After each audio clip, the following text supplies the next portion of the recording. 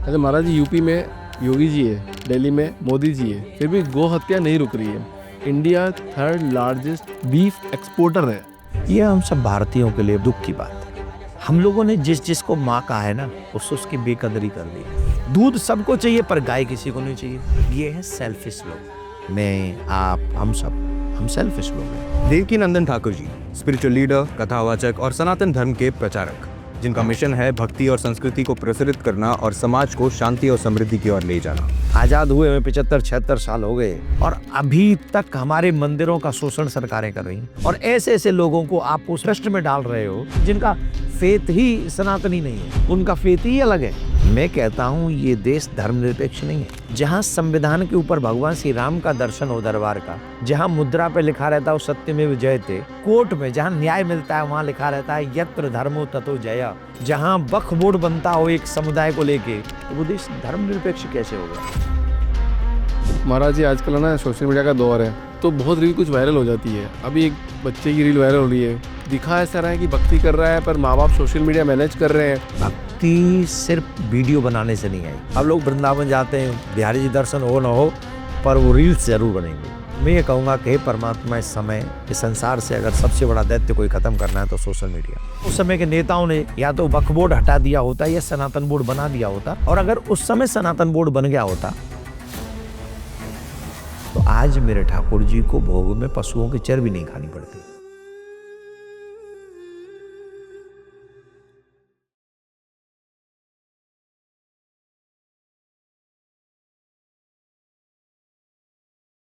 महाराज जी, आपका बहुत बहुत स्वागत है द पावरफुल ह्यूमन शो के अंदर।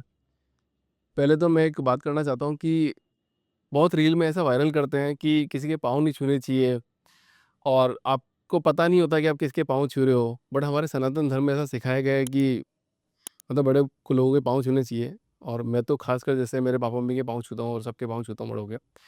और मैंने ये जाना है, सीखा है कि जिसके मुख से भगवान का नाम निकल गया और करोड़ों बार निकला हो, शिव पुराण में भी लिखा है कि अगर ओम नमः शिवाय का अगर किसी ने 5 करोड़ बार जाप कर दिया तो मतलब वो देवता तुल्य ही है।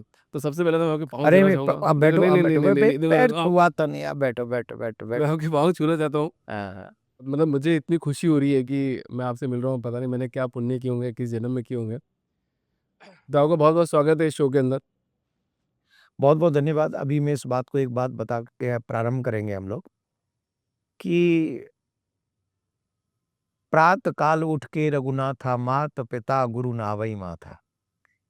जिसको लोग कहते हैं नहीं छूना चाहिए, माता पिता और गुरु और हमारा कोई आदरणीय है, अगर हम उसके चरण छूते हैं तो मिलता क्या है? बोले अभिवादन शीलस्य नित्यम वरदोपि सेवनम चत्वार तस्य वर्धन्ते आयु विद्या यशो बलम।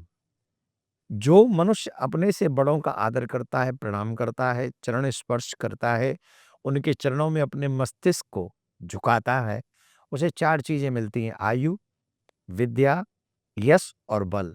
और आई थिंक जिसके पास आयु हो, विद्या हो, यश हो, उससे बड़ी संपत्ति नहीं हो सकती। नहीं हो सकते। बट मनी माइंडेड पीपल जो लोग हैं, वो इस बात को समझेंगे नहीं, उनके लिए तो पैसा ही सब कुछ है।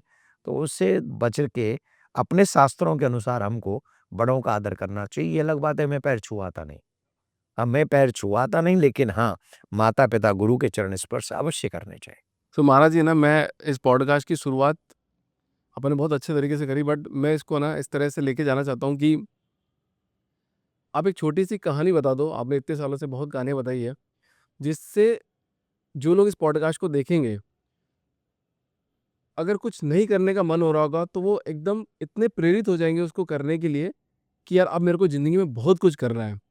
तो एक आपकी तरफ से बहुत नहीं, सॉलिड कहानी हो जाए। किस सब्जेक्ट में करना चाहते हैं वो मैं चाहता अपने? हूँ कि अगर वो ज़िंदगी में अभी निराश है, आज कुछ नहीं करने का मन कर रहा है उसका, पर संसार में उसको करने के लिए बहुत कुछ है, तो वो कहानी की शुरुआत ऐसी हो जाए और वो कहानी ऐसी हो जाए जिससे उत्साह पूरा निकल के आ जाए आज, और आपकी फ़ेवरेट कहानी हो। नहीं, नहीं, मेरी फ़ेवरेट तो बहुत है। मैं क्योंकि मैं बात करूँगा तो भगवान श्री कृष्ण की करूँगा, राम की करूँगा।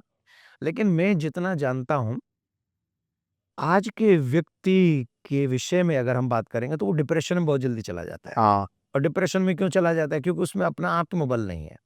और जिसमें आत्मबल नहीं है, वो थोड़ी-सी भी निराशा बर्दाश्त नहीं कर सकता। वो बहुत जल्दी डिप्रेशन। अरे हमसे ज्यादा आत्मबल तो चींटी में है। किसमें? चीटी में। चींटी एक चीज में, एक ऊंचाई में चढ़ना चाहती है, चढ़ना चाहती है, और जब वो चढ़ती है तो बार बार गिरती है, बार बार गिरती है, बार बार गिरती है। एक जगह पर मैंने पढ़ा है कि एक चींटी पहाड़ पे बार बार गिर रही है, बार बार गिर रही है, चढ़ने का प्रयास कर रही है लेकिन बार बार गिर रही है। 20 बार वो चींटी गिरी पर उसने प्रयास नहीं छोड़ा, और 21वीं बार वो चींटी पहाड़ पे चढ़ गई। कहाँ चींटी, कहाँ पहाड़, और वो ऊपर चढ़ गई और उसे वो सफलता को प्राप्त कर लिया। हाँ। किसके पीछे? ये इसके पीछे राज क्या है सफलता के पीछे? जिद। कि जब तक लक्ष्य प्राप्त न कर लें, चाहे कितनी भी बार हार हो जाए, हम हारेंगे नहीं। एक और कहानी आती है, भगवान श्री कृष्ण मथुरा में जब थे तो जरासंध ने 17 बार चढ़ाई की, 17 बार। 17 टाइम्स, और 17 बार चढ़ाई की, भगवान ने 17 बार उसे हराया। और 18वीं बार जब उसने चढ़ाई की तो भगवान को मथुरा छोड़कर द्वारका जाना पड़ा। हाँ। भगवान को प्रयत्न उसने जो भी किए हो, प्रयास उसने जो भी किए हो, साधन उसने जो भी किए हो, लेकिन 18वीं बार उसने भगवान को द्वारका पहुंचा दिया मथुरा से। तो ऐसी क्या चीज है जब आप करने पे ठान लें और आप कर ना सकें? You can do anything. तो इसमें समर्पण की शक्ति ज्यादा है या संकल्प की शक्ति ज्यादा है? मुझे लगता है संकल्प की। जब तक संकल्प नहीं होगा आपके मन में, तब तक आप में वो दृढ़ निश्चय आएगा ही नहीं। और सबसे ज्यादा जो मोस्ट इंपॉर्टेंट है आपके संकल्प में, आप ये कसम खा लीजिए, जब तक मैं जीतूंगा नहीं तब तक मैं बैठूंगा नहीं। अब उसमें हार को लाओ ही मत कि मैं इतनी बार हार चुका, हाँ। उसे क्यों लाना है? हार चुका, वो खत्म हो चुका। मुझे जीतना है, मेरा लक्ष्य जीतना है, मेरा लक्ष्य हारना नहीं है। Don't be negative, always be positive. तो ऐसा बोला जाता है, जैसे अपन डिप्रेशन की बात ही कर रहे थे, तो लोगों को तो आज हर चीज़ बहुत जल्दी चाहिए ना। आज तो तुरंत ऐसा लगे कि कुछ ऐसा मंत्र पढ़ा और सामने आ गया, चमत्कार हो गया। अभी तक आया क्या? किसी को भी नहीं मिला। नहीं, मुझे बताओ, अगर ऐसा हो कि मैंने ये लिया, मंत्र पढ़ा और मेरे सामने स्वर्ण मुद्राएं आ गई, हाँ। कभी हुआ? नहीं हुआ, इन फ्यूचर होना भी नहीं। आप उस चीज के विषय में कल्पना कर रहे हो जो है ही नहीं, जो हो ही नहीं सकती। तो अगर उस चीज के विषय में आप कल्पना करेंगे जो हो नहीं सकती, तो इससे नुकसान आपको होना है, इससे लॉस आपको होना है। आप ये सोचिए, जो भगवान ने गीता में कहा है, कर्मण्येवाधिकारस्ते मा फलेषु कदाचन। तेरा जो कार्य है वो है तू कर्म कर, और मेरा जो काम है फल, मैं तुझे फल दूंगा। तो जब तुम डेडिकेशन के साथ अपना कर्म करोगे तो ठाकुर जी अपना काम नहीं करेंगे? करेंगे। तो ठाकुर जी करेंगे, ऐसा विश्वास मन में रख के हमें कार्य करना चाहिए। हमें निराश तो बिल्कुल भी नहीं होना चाहिए। बट कैसे करें? मतलब भगवत गीता में भी लिखा है कि कर्म करते जाओ, फल की इच्छा मत करो, कर्म करते जाओ। बट आज अगर मैं भी कर रहा हूँ या फिर मेरे साथ बहुत इतने सारे जो यूथ है, सारा काम करे जा रहे हैं, बट उनको अगर रिजल्ट नहीं मिलेगा, तो वो कब तक काम करते रहें? रिजल्ट कैसे नहीं मिलेगा? मुझे एक बात बताइए, आप जब स्कूल में गए, फर्स्ट क्लास में, जब केजी में गए, तो केजी में आपको तो पता भी नहीं था रिजल्ट क्या होता है। नहीं। फिर आप फर्स्ट में कैसे आ गए? फिर आप सेकंड में कैसे आए? तब तक तो आप स्कूल से नफरत करते थे। हाँ। आप तो कई कई बच्चे तो ऐसे जो जाना ही नहीं चाहते थे, फिर भी क्लास में पदोन्नति उसकी कैसे होती चली गई? इसलिए होती चली गई क्योंकि आपके कर्म का फल ही है आगे बढ़ना। थोड़ा और समझते हैं इसको। ऑटोमेटिक मिल रहा है, मतलब उसमें तो मेरे माँ बाप साथ दे रहे हैं मेरा। नहीं, माँ बाप साथ दे रहे हैं, आपका कर्म, सबसे पहले तो आपका कर्म साथ दे रहा है। चाहे जबरदस्ती मम्मी पापा करवा रहे हैं, आपको स्कूल भेज रहे हैं, लेकिन भेज तो रहे हैं, आप जा तो रहे हो। और अगर जा रहे हो, उसी का रिजल्ट मिल रहा है हमको कि हम आगे क्लास में पदोन्नति कर रहे हैं। तो आप कोई भी कर्म कर लीजिए, उसका रिजल्ट तो मिलना ही मिलना है। ये अलग बात है कि हम अपेक्षाएं बहुत कर लेते हैं कि मैंने आज ये शाम काम शुरू किया है शाम को, और सुबह इसका 25% फालतू मिल जाएगा मुझे, हाँ, हाँ। और मिला वो 5-10%। तो मैंने क्या सोचा, 15% मुझे लॉस हो गया। वो अच्छा 10% प्रॉफिट हुआ, उसे सोच के प्रसन्न नहीं हूं, 15% सोच के मैं दुखी हूं क्योंकि लॉस हो गया, वो मिला ही नहीं। राइट। तो भगवान ने मुझे दुख नहीं दिया, मैंने दुख को खरीद लिया है, अपने आप से खरीद लिया है कि मेरे जीवन में ये प्रॉब्लम आनी चाहिए। जबकि हम ये भी सोच सकते हैं कि मैंने जहां से शुरू किया था, मुझे 10% एक्स्ट्रा मिला है, देन मुझे हैप्पी होना चाहिए। तो संसार में जो भी मिल रहा है वो हमको एक्स्ट्रा ही है हमेशा। मैं एक बात मानता हूं कि आपने जो भी पाया है, आप वो लेके तो नहीं आए थे। आप वो लेके तो नहीं आए थे। हम जब आए थे धरती पे, तो एक भी कपड़ा नहीं था। नहीं। आज आपने 3, 4, 5 कपड़े पहने हुए हैं। हम्म। तो 5 कपड़े तो एक्स्ट्रा है। ऊपर से ये अंगूठी आपने भी और मैंने भी पहनी हुई है, तो ये तो एक्स्ट्रा हो गई। तो लॉस कहाँ है? लॉस तो उस दिन होगा जिस दिन जीवन समाप्त हो जाएगा। लॉस वो होगा सबसे बड़ा, कि जिस दिन हम अपने जीवन को समाप्त कर चुके होंगे और वो प्राप्त नहीं कर पाएंगे जो हम प्राप्त करने के लिए आए हैं। वो है सबसे बड़ा लॉस। अच्छा, इसमें देखा जाता है महाराज जी की, है ना, कुछ लोग बहुत कुछ नहीं करते हैं तब भी उनको बहुत कुछ मिलता है, पर कुछ लोग बहुत मेहनत करते हैं तब भी उनको कुछ नहीं मिलता है। ऐसा कभी नहीं होता। जिनको बहुत कुछ मिला है ना बिना कुछ किए, अब 2-3 बड़े-बड़े परिवारों का नाम ले लो, उनके बच्चों को, वो तो पैदा ही हुए हैं तो उनको मिल गया, लेकिन ऐसे ही मिल गया। वो करके आए हैं। वो करके आए हैं। हमारा बर्थ पिछले जन्म पे डिपेंड है। हम्म। तभी ना मेरा बर्थ होगा। सेम टाइम सेम हॉस्पिटल में एक गरीब के घर में पैदा हो रहा है, एक अमीर के घर में ही उसका जन्म हो रहा है। ये क्या रीजन है? ऐसे नहीं हो गए हम। तो फिर आगे के जन्मों को कैसे सुधारे? पर अभी आज क्या काम करे कि मेरा आगे का जन्म भी सुधर जाए? फिर उसके लिए श्रेष्ठ कर्म करने पड़ेंगे आपको। वो कैसे पता लगेगा? कभी कभी अनजाने में बहुत सारे गलत कर्म हो जाते हैं, आपको पता नहीं चलता है कि ये मैंने कर दिया। फिर आप पाप का प्रायश्चित करने के लिए गंगा नदी में जाते हो और फिर आपके पापों का प्रायश्चित करते हो। तो कैसे एक इंसान को, नॉर्मल इंसान को कैसे पता चलेगा? आप प्रायश्चित करने के लिए गए, हाँ। गंगा में स्नान किया और गंगा में स्नान करने के बाद फिर से वापस वही पाप किए, क्या प्रायश्चित हुआ? वो तो कोई प्रायश्चित नहीं है। तो जब आपको पता है कि मेरे से त्रुटि हुई, अपराध हुआ, मुझे इसका प्रायश्चित करना है, तो प्रायश्चित गंगा में कर लिया, स्नान हो गया, लेकिन इसके बाद वो पुनरावृत्ति नहीं होनी चाहिए वापस, रिटर्न नहीं होनी चाहिए वो। अगर रिटर्न होगा तो तकलीफ होगी, तो वो रिटर्न ना होगा तो वो पाप क्षमा कर दिया जाएगा। गंगा स्नान उसे समाप्त कर देगा। अच्छा महाराज जी, अपन देश की बात करते हैं, चलो। तो ये बताओ कि ना, जो देश है वो धर्म से चल रहा है या संविधान से चल रहा है? इसमें आपकी क्या विचारधारा है?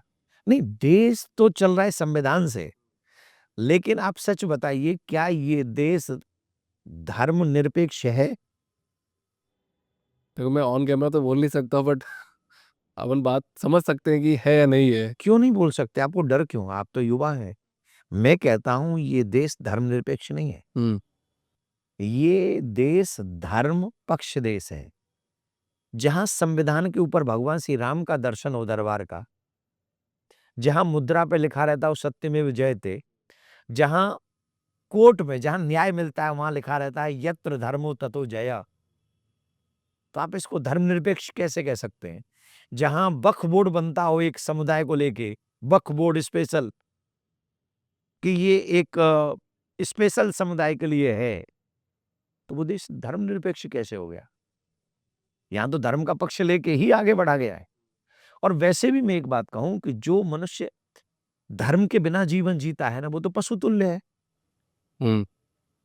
भाई अगर जो धर्म को नहीं जानेगा वो जो 24 घंटा झूठ बोलेगा, जो धर्म को नहीं जानेगा वो करप्शन करेगा, जो धर्म को नहीं जानेगा वो व्यभिचार करेगा, वो जुआ खेलेगा, वो मांस खाएगा, वो माँ बाप की रिस्पेक्ट नहीं करेगा। धर्म ही तो हमें ये सब काम करना सिखाता है। तो जब धर्म ये करना सिखाता है, तो हम लोगों को चाहिए कि हम पहले धर्म को जानें। धर्म को जान लेंगे तो नेता हमारे देश में उन्नति करेंगे।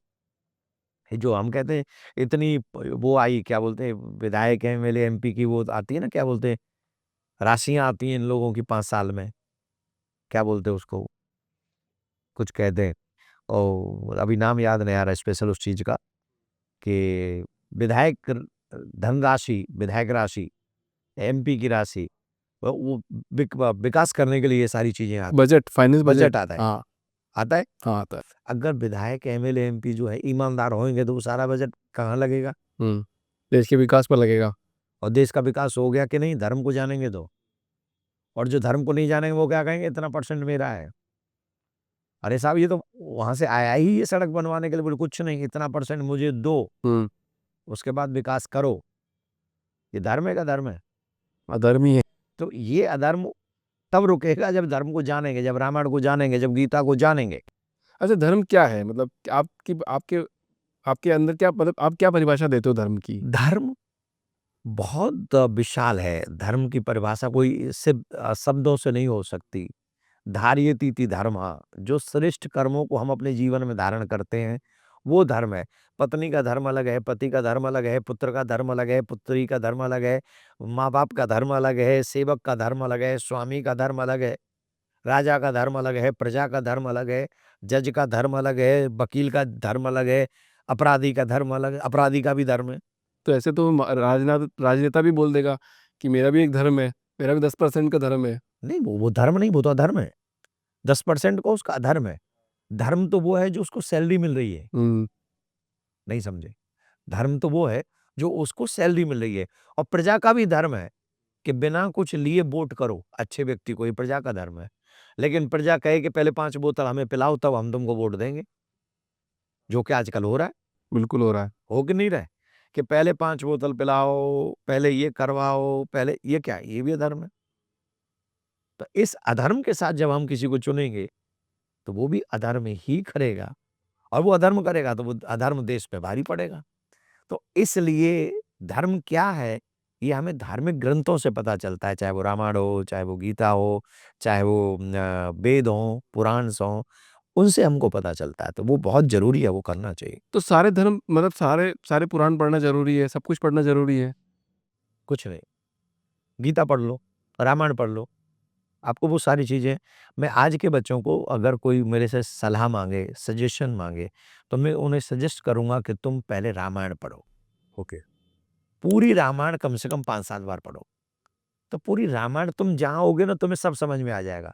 वहाँ माँ हो तो कौशल्या कैसी है, पुत्र हो तो राम कैसे हैं, भाई हो तो लक्ष्मण कैसे हैं, पत्नी हो तो सीता कैसी है, और पिता हो तो दशरथ कैसे हैं, मित्र हो तो राम कैसे हैं, सुग्रीव कैसे हैं, शत्रु हो तो भी राम की शत्रुता रावण के साथ कैसी है, सारी चीजें तुमको रामायण सिखा देगी।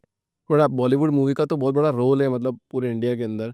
और जो बॉलीवुड और साउथ इंडियन मूवी बनती है, उसमें तो बड़े-बड़े स्टेटमेंट दे दिए जाते हैं। माँ सीता को लेके दे दिए जाते हैं, और इस तरह की मूवी बनती है जो हमको दिखाती ही गलत है। बॉलीवुड वालों को, पूरे बॉलीवुड को तो बैन कर देना चाहिए। पर करते क्यों नहीं है? नहीं करते हैं, क्योंकि आज के व्यक्ति में सबसे बड़ी प्रॉब्लम पता है क्या आ गई? We are money minded. हमें कुछ नहीं चाहिए सिवाय पैसे के। अब वो पैसा किसी का मर्डर करके मिलता हो तो मार देंगे, किसी की इज्जत तार-तार करके मिलता हो तो कर देंगे, किसी की बदनामी करके मिलता हो तो कर देंगे, किसी के घर में चोरी करने से मिलता हो तो कर ले। हम वो हर काम कर लेंगे, हमें पैसा चाहिए बस। हुँ। ये है चारित्रिक पतन। इससे बात नहीं बनेगी। बॉलीवुड इसलिए ज़िंदा है क्योंकि काफ़ी लोग कहते हैं बॉलीवुड बहुत सारे लोगों को पैसा दे रहा है, भाड़ में जाए पैसा। जो मेरे चरित्र का हनन करे उस पैसे का मैं करूँगा क्या? हाँ। जो मेरे बच्चों के, पूरे देश के युवा, कितने लोगों को बॉलीवुड दे रहा होगा पैसा, कमा रोटी दे रहा होगा? मुझे लगता है शायद 2-4 हज़ार, 5 हज़ार, 10 हज़ार, 20 हज़ार, इससे ज़्यादा तो नहीं। भाई 10 हज़ार से तो ऊपर नहीं होंगे बॉलीवुड वाले। वही काले-पीले 4-5 ही लोग हैं। बॉलीवुड में चले जाओ, 4-5 ही काले-पीले लोग वो, और 4-5 वो हीरोइन है। और बाकी के इधर-उधर के, मैं 5,000 10,000 बहुत कह रहा हूँ। हुँ। उन 10 हज़ारों के चक्कर में हम 140 करोड़ के चरित्र को दाँव पे लगा दें। और उन्हीं से कहो ना उसका सदुपयोग करे, दुरुपयोग क्यों कर रहे हो? लाइट, कैमरा, एक्शन, यही होता है। हाँ। तो वो एक्शन राइट डायरेक्शन में क्यों नहीं होता है? रॉन्ग डायरेक्शन में क्यों होता है? क्यों उनको हमारे बच्चे चरित्रहीन ही बनाने हैं? क्यों उनको कुँवारी माएँ बनानी है फ़िल्मों में? क्यों हर लड़के को कॉलेज में अफेयर करना है? क्यों एक लड़का गुंडा होगा जो लड़की को छेड़ेगा? आप दिखा रहे हो, बच्चों को बता रहे हो कि आप लड़की छेड़ो। आज जो इतना क्राइम बढ़ा है, अगर उसका 90% किसी को दोष देना चाहिए, तो वो बॉलीवुड है। किसी भी क्राइम की एक सज़ा बॉलीवुड वालों को पकड़ के देनी चाहिए। भाई जो व्यक्ति देखता है, वही उसके दिमाग में चलता है, और दिमाग में चलता है, और जो दिमाग में चलता है उसी को वो अप्लाई करता है। वो एक्शन हम देखते हैं यहाँ। पर कभी के बहुत बड़े बॉलीवुड जो डायरेक्टर है, उनका इंटरव्यू एक बार मैं देख रहा था, बहुत बड़े न्यूज़ चैनल के अंदर इंटरव्यू आया, तो उनसे पूछा कि आप ऐसी फ़िल्में क्यों बनाते हो? नहीं बनानी चाहिए। तो उनका जवाब आता है कि अगर एक बंदा भी मेरी फ़िल्म देख रहा है, तो मैं इसके अधिकार का हनन क्यों करूँ? मैं ये देखना चाहता इसलिए मैं वो फिल्म बना रहा हूँ, तो मैं बनाऊंगा वो फिल्म। इसके मैं कई प्रकार से आंसर दे सकता हूँ, और एक आंसर तो ये है कि एक व्यक्ति के अधिकार की इतनी चिंता है, बाकी के जो अन्य युवा हैं, अगर वो चरित्रहीन हो रहे हैं आपके उससे, तो उनकी जिम्मेदारी कौन लेगा? पहली बात।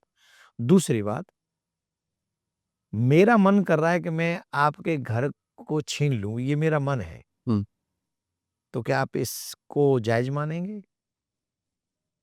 क्योंकि आप तो सबके अधिकार की बातें कर रहे हैं ना, तो अधिकार क्या है? क्यों आप ऐसे करके समाज को दूषित करने का प्रयास कर रहे हैं? कई बार तो हम लोग गलत अधिकार नहीं है, मन है हमारा। हमारा मन है कि हम कभी अच्छा देखें, कभी बुरा देखें।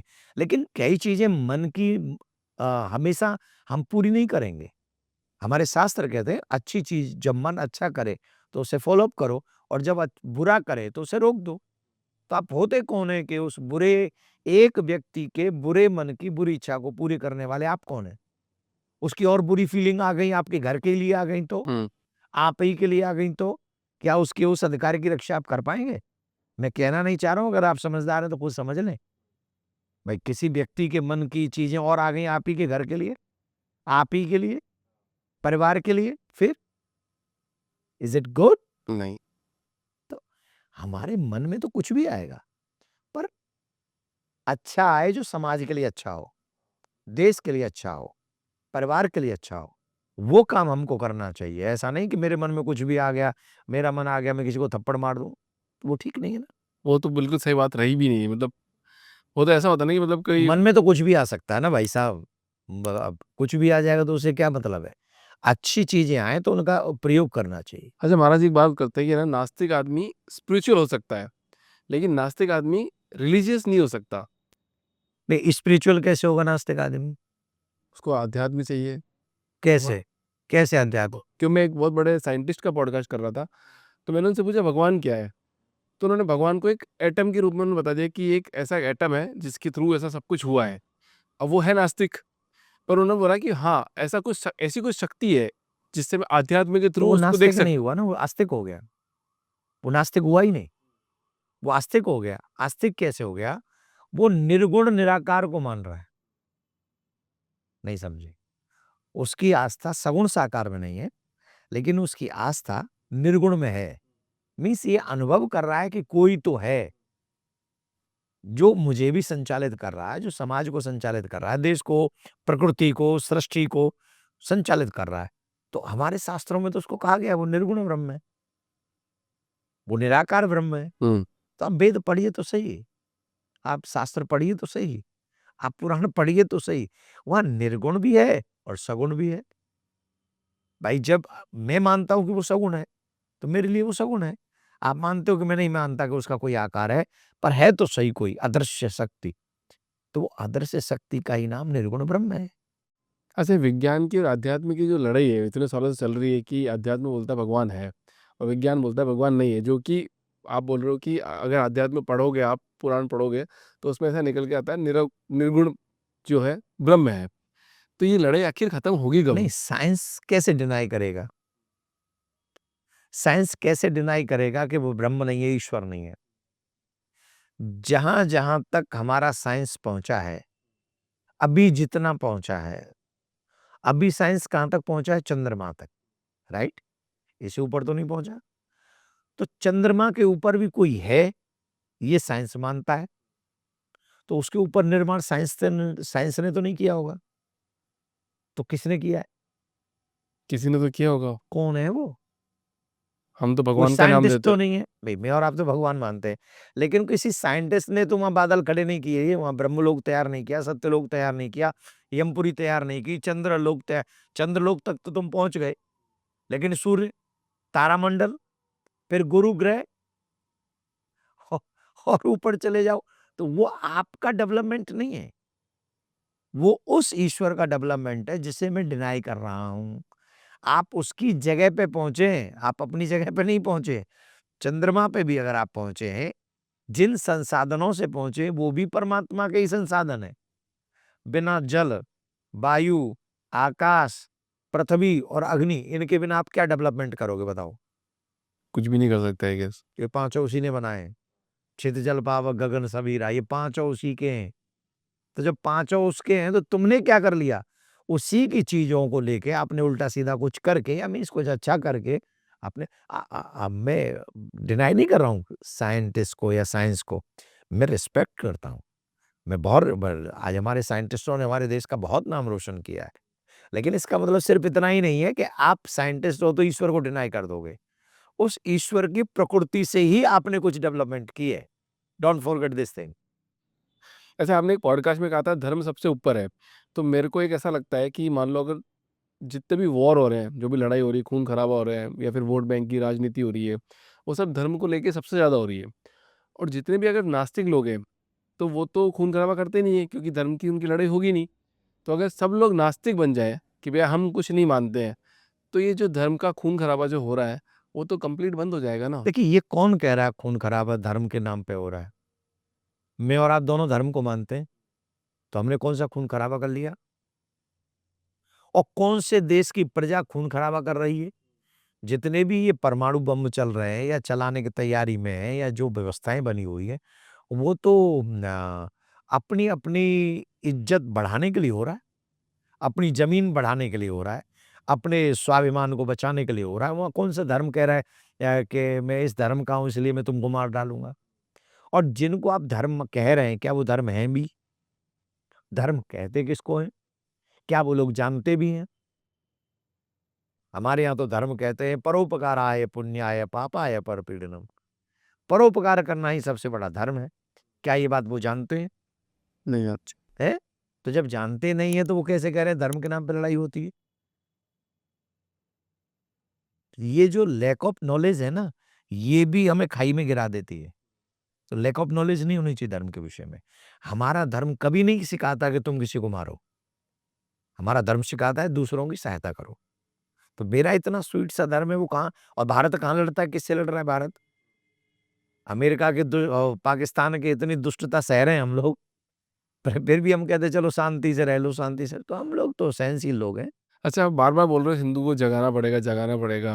अभी आप वक्फ बोर्ड को हटाने की भी डिमांड कर रहे हो और सनातन बोर्ड लाने की भी बात कर रहे हो। मैं वक्फ बोर्ड से मेरा कोई लेना देना नहीं। मैं वक्फ बोर्ड मिटे, रहे, बचे, उड़े, उजड़े, बना रहे, मुझे इससे कोई लेना देना। हुँ। मेरा तो मतलब है कि सनातन बोर्ड होना चाहिए। मैं इतना चाहता हूँ। सनातन बोर्ड इसलिए होना चाहिए क्योंकि अब तक 75 सालों से आज़ाद हुए में 75-76 साल हो गए। 75-76 इयर्स हमको हो गए और अभी तक हमारे मंदिरों का शोषण सरकारें कर रही हैं। क्यों? क्यों? बाकी के सब पूजा स्थल फ्री है, अलग है। लेकिन आपने मंदिरों को अपने कब्जे में इसलिए ले रखा है कि सनातनियों का जो चढ़ावा वहां चढ़ता है, भेंट चढ़ती है, उस भेंट को ले जाकर तुम उन लोगों को बांट रहे हो जिनकी कोई श्रद्धा न भगवान में है, न मंदिर में है और न कुछ और है। और ऐसे ऐसे लोगों को आप उस मंदिर ट्रस्ट में डाल रहे हो जिन्हें ईश्वर से कोई लेना देना नहीं, जो जिनका फेथ ही सनातनी नहीं है, उनका फेथ ही अलग है।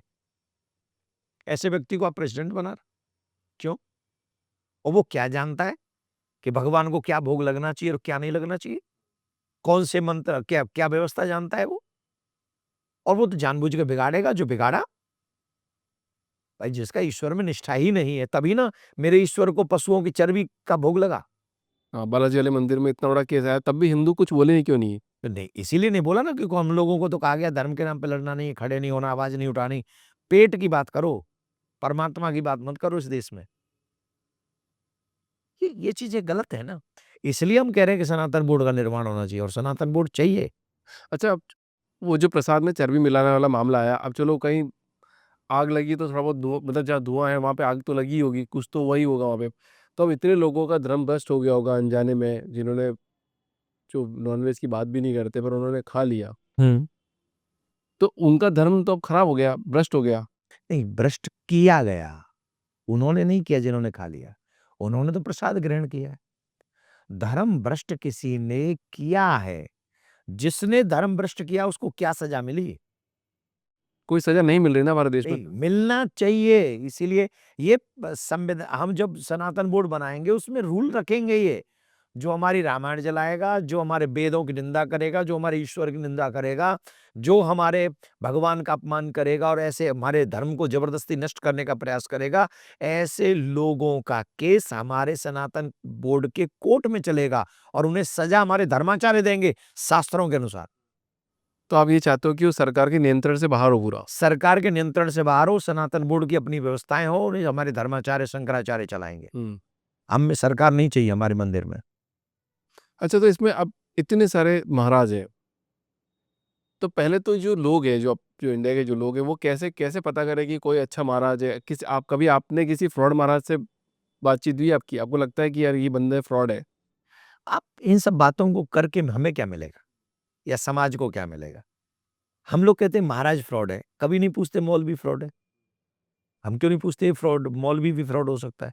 हम ये क्यों नहीं पूछते ये फादर भी फ्रॉड हो सकता है? क्यों नहीं पूछते हम? सिर्फ महाराज ही फ्रॉड मिलेंगे आपको? इस देश की ये मनोदशा बन चुकी है, विचारधारा बन चुकी है कि जो फ्रॉड मिलेंगे तो सिर्फ महाराज मिलेंगे, लालची मिलेंगे तो पंडित जी मिलेंगे, वो कोकीन सप्लाई करने वाले बोले महात्मा मिलेंगे, चिलम लगाने वाले महात्मा ही मिलेंगे। बाकी के मदरसों में कौन मिलेगा हम नहीं बात करेंगे, चर्च में कौन मिलेगा हम बात नहीं करेंगे। क्यों? यही तो बॉलीवुड कर रहा है, द सेम थिंग यही बॉलीवुड कर रहा है। हमारे सनातन को आजादी के बाद से सिर्फ बदनाम कर, चाहे वो शब्द बोलकर, चाहे वो दृश्य दिखाकर, चाहे लोगों की पढ़ाइयों के माध्यम से। आप जानते नहीं इतना बड़ा गेम खेला जा रहा हम सनातनियों के साथ। मतलब किस तरह का गेम, थोड़ा आप ये सारा बताओ? गेम ही है ना, हमारे बच्चों को जो चीजें बताई जा रही हैं कॉन्वेंट स्कूलों में, हमारे बच्चों से कहा जाता है तुम कलावा नहीं बांध सकते। क्यों नहीं बांध सकते भाई? हाँ, ये तो मेरे साथ भी हुआ है, मेरी बेटी के साथ भी। क्यों नहीं बांध सकते? वाई? मैं भारत में रह रहा हूँ, पाकिस्तान में रह रहा हूँ, अमेरिका में रह रहा हूँ, कहाँ रह रहा हूँ मैं? अमेरिका में भी कलावा नहीं खुलवाते हैं, कनाडा में भी नहीं खुलवाते हैं। फिर भारत ऐसा कौन सा मॉडर्न कंट्री हो गया कि इसमें ऐसे कोई डायमंड लग गए कि स्कूल में अगर जाएगा तो वो कलावा में बांध के ले आएगा उस डायमंड को? हम्म क्या है ये? क्यों? Who are you? यहाँ कोई बात नहीं करता कि ये मेरे फंडामेंटल राइट्स को हर्ट कर रहे हैं लोग, छीन रहे हैं मेरे बच्चों के। और ये राइट्स किसने दे दिए कि मेरी बच्ची तुम्हारे स्कूल में किसी भी लड़के के साथ नाचेगी? ऐसे प्रिंसिपल को लाके 5-7 देने चाहिए उसके मुंह पे। हम्म हो कौन तुम? सनातनी बच्चियों को तुम किसी के भी साथ नचा रहे हो, शर्म नहीं आती? और कोई समाज का सेवक पूछता नहीं उनसे क्या आप हमारे समाज के बच्चों को क्या सिखा रहे हो? यही मिला है, बॉलीवुड के सॉन्ग ही मिले तुमको बच्चों को नचाने के लिए। अरे जरा इतनी तमीज है तो महारानी लक्ष्मीबाई का काम सिखाओ उसको, उसे तलवार चलाना सिखाओ। कोई जल्लाद अगर उसकी तरफ नजर उठाए तो सीधे मारे उसके मुंह पे। हम्म ये चीजें सिखाओ ना, सीता माँ का गुण सिखाओ, सीता माँ के चरित्र करवाओ। वहां पर कुछ लोग ऐसे बैठे हैं जिन्होंने निश्चय कर रखा है कि हमारे बच्चों के चरित्र का हनन करेंगे, और ऐसे लोग हमारे लिए दुखदाई हैं। अपने बच्चों को बचाना हमारे लिए मुश्किल हो रहा है, दुखदाई हो रहा है। और कई बार तो ऐसा होता है हमारी बेटियां नाच रही होती है, माँ बाप तालियां बजा रहे होते हैं, वाह वाह, व्हाट इज दिस? ये कलयुग नहीं तो क्या है कि हम अपनी बच्चियों के नाचते हुए देखकर, पहले नाचने वालों की अलग जगह हुआ करती थी, आप इतिहास पढ़िए, कभी कभार उन नाचने वालियों को बुलाया जाता था। हम क्या बन रहे हैं? और कॉन्वेंट स्कूलों में ये प्रचलन शुरू किया। हमारे विद्यालयों में ऐसे सब सिस्टम नहीं थे, गुरुकुलों में ये व्यवस्थाएं नहीं थी, पर ये सिस्टम शुरू किए गए हमारे बच्चों के चरित्र को हनन करने के लिए। तो इस पे स्टॉप कौन लगाएगा? हम जैसे लोगों को कुछ तो बोलना पड़ेगा, अदरवाइज उनको बच्चों को मरने के लिए छोड़ दो। चरित्रहीन बच्चे कभी भी संयुक्त परिवार में नहीं रहेंगे, ये लिख लो आप। तो न्यूक्लियर फैमिली बहुत होती जा रही है इसकी चक्कर से। इसीलिए हो रही ना, किस लिए हो रही? इसीलिए हो रही क्योंकि वो उनको फ्रीडम चाहिए, उनको अलग हिसाब की व्यवस्थाएं चाहिए। तो उन व्यवस्थाओं मतलब जो वो कर सके, उन्हें रोकने वाला, समझाने वाला, बताने वाला कोई नहीं होना चाहिए। अरे भाई आप 18 साल के हुए हो, पर माँ बाप का क्या? हम्म जिस माँ ने 9 महीने तुम्हें गर्भ में रखा, उस माँ का कोई सम्मान नहीं? जिस बाप ने रात दिन मेहनत करके, खून पसीना मेहनत कमाई करके तुम्हें पढ़ाया, तुम्हें लिखाया, उसकी कोई इज्जत नहीं? तुम सिर्फ अपनी बुरी फीलिंग्स के कारण उनको मरने के लिए छोड़ दोगे? ये चीजें बचपन से एजुकेशन सिस्टम में डालनी चाहिए थी आज़ादी के बाद से। हम्म हमें भारतीय पढ़ाई पढ़ानी थी। हम यूरोपियन पढ़ाई पढ़ाई है, इंग्लैंड की पढ़ाई पढ़ाई है, हाँ जिसके कारण हमारे बच्चे आज हमारे हाथों से जा रहे हैं। और मेरा मेरा कुछ फ़ॉल्ट मेरा क्या होगा? मुझे क्या? मैं तो जब सनातनियों की ये दुर्दशा देखता हूँ, तो कष्ट होता है और कष्ट होता है इसलिए बोल लेता हूँ। हम्म तो ऐसे क्या उपाय है, ऐसे मतलब माँ बाप के लिए ऐसे क्या संदेश है जो माँ बाप को फॉलो करना चाहिए? माँ-बाप को तो सबसे सबसे पहले तो माँ-बाप को चाहिए कि वो माँ-बाप ये समझें कि वो भारतीय माँ-बाप हैं। वो फॉरेनर समझने लग गए अपने आप को। वो गलती कर रहे हैं, वही गलती कर रहे हैं वहाँ पे और वो गलती के कारण अपने हाथ से अपने ही घर में आग लगा रहे हैं। सबसे बड़ी संपत्ति है संस्कार। जिसके पास संस्कार है उससे बड़ा धनवान कोई नहीं। हमें हमारे बच्चों को संस्कारी बनाना चाहिए, ऐसा मेरा मानना। अच्छा, इसमें बात आती है भक्ति की। तो भक्ति कौन सी उम्र में करनी चाहिए? बचपन में करनी चाहिए, जवानी में करनी चाहिए, बुढ़ापे में करनी चाहिए? कब करें? अ, अब प्रेम कब किया था आपने? बुढ़ापे में? अब जब हम प्रेम करने जाते हैं किसी से मीन्स पत्नी से या पति से, तो बेस्ट चॉइस क्या है? हुँ, बुढ़ापे में, नहीं जवानी में करेंगे। जवानी में। उससे भी पहले जब प्योर प्रेम, माँ के साथ ट्रू होता लव है, पिताजी के कब साथ होता होता है? है, माँ के साथ, पिताजी के साथ, कब? बचपन में एकदम। सबसे प्योर लव होता है वो। जो बचपन में प्रेम होता है ना माँ-बाप से, वो ट्रू लव होता है और इसी ट्रू लव की आवश्यकता है भगवान को। हाँ, ये जो जवान होने वाला प्रेम है ना, जवानी वाला प्रेम, ये थोड़ा-सा बिज़नेस टाइप का है। You give me your time, I give you my time, you give me gift, I will give you gift. हुँ, तुम मुझे कुछ शब्द अच्छे बोलो, मैं तुम्हें कुछ अच्छे शब्द बोलूँ। आज हम तुम्हारे साथ वहाँ कॉफ़ी सेंटर चल रहे हैं, कल तुम्हें मुझे लेके चलना है। हाँ, ये बिज़नेस टाइप का है, उसमें थोड़ा-सा कहीं न कहीं माइंड चलता है। दिल के साथ-साथ माइंड भी चलता है, कब? जवानी में। बचपन में माइंड नहीं चलता है, बचपन में सिर्फ दिल चलता है। और ठाकुर जी ने कहा है, मोह कपट छल छिद्र न भावा, निर्मल मन जन सो मोहि पावा। जिसका मन निर्मल है मुझे वही प्रिय है और वो निर्मल मन है बचपन में। इसलिए भगवान की भक्ति बचपन से शुरू करनी चाहिए। 6 महीने में ध्रुव जी ने प्राप्त कर लिया था भगवान को। जहाँ 60-60 1-1 लाख वर्ष तक लोग तप करते थे, तब भी भगवान नहीं मिलते थे। और वहाँ मात्र 6 महीने में ध्रुव को मिल गए, जानते हो क्यों? क्योंकि भक्ति उन्होंने प्रारंभ कर दी थी 5.5 साल की उम्र में और जब 6 साल के हुए तो भगवान मिल गए, क्योंकि प्योर हार्टेड थे वो। इसलिए भक्ति की उम्र कोई नहीं होती, जिस दिन समझ में आ जाए उस दिन प्रारंभ कर दो। ये माँ-बाप की ज़िम्मेदारी है कि बचपन से ही व्यक्ति को 5 साल से लेके 12 साल तक जितना अच्छा गुण सिखा लेंगे माँ-बाप, बच्चे में वो गुण आजीवन रहेंगे। महाराज जी आजकल है ना सोशल मीडिया का दौर है। सब लोग सोशल मीडिया चला रहे हैं, हर बंदा चला रहा देखते हैं। तो बहुत रील कुछ वायरल हो जाती है। अभी एक बच्चे की रील वायरल हो रही है, जो कि भक्ति कर रहा है। अब दिखा ऐसा रहा है कि भक्ति कर रहा है, पर माँ-बाप सोशल मीडिया मैनेज कर रहे हैं और दिखा ऐसा रहा है कि भैया पैसे कमाने के लिए उसको भक्ति में डाला गया है। तो अभी आपने बोला कि बचपन से ही भक्ति करनी चाहिए। तो जब कोई बंदा भक्ति कर रहा है, कोई बच्चे भक्ति कर रहे हैं, पर सोशल मीडिया के माध्यम से उसको ऐसा दिखाया जा रहा है कि नहीं, ये तो माँ-बाप ने उसको ऐसा डाला है कि अकाउंट मैनेज बाय पापा पेरेंट्स। तो आप भी अब 6 साल की उम्र से भक्ति करने लगे थे, तो आपका इतना ऐसे कोई वीडियो वायरल नहीं हुए थे उस टाइम पे?